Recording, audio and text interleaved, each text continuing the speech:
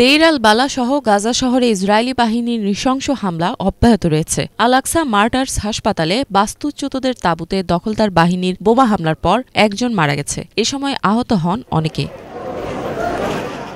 গত বৃহস্পতিবার দক্ষিণ গাজার রাফা শহরে ড্রোন হামলা চালায় ইসরায়েলি বাহিনী। হামলায় অন্তত 2 জন মারা গেছেন বলে জানা যায়। একই দিনে আল ফালুজা বিদ্যালয়ে বাস্তুচ্যুত ফিলিস্তিনিদের উপর বিমান হামলা চালিয়েছে দখলদার বাহিনী। এ সময় নারী ও শিশুসহ অন্তত 15 জন প্রাণ হারিয়েছেন। আহত হন বেশ কয়েকজন।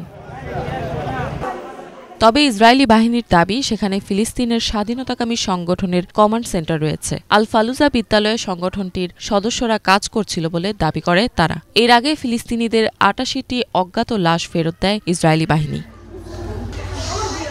গত 24 ঘণ্টায় ইসরায়েলি বাহিনীর নির্বিচার হামলায় 39 জন প্রাণ হারিয়েছে। এ সময় আহত হয়েছেন আরও 86 জন। 7 অক্টোবর থেকে গাজায় ইসরায়েলি বাহিনীর হামলায় এখন পর্যন্ত মারা গেছে 41,534 জন ফিলিস্তিনি। সংঘাত শুরু হওয়ার পর থেকে মোট আহতের সংখ্যা 96,000 ছাড়িয়েছে।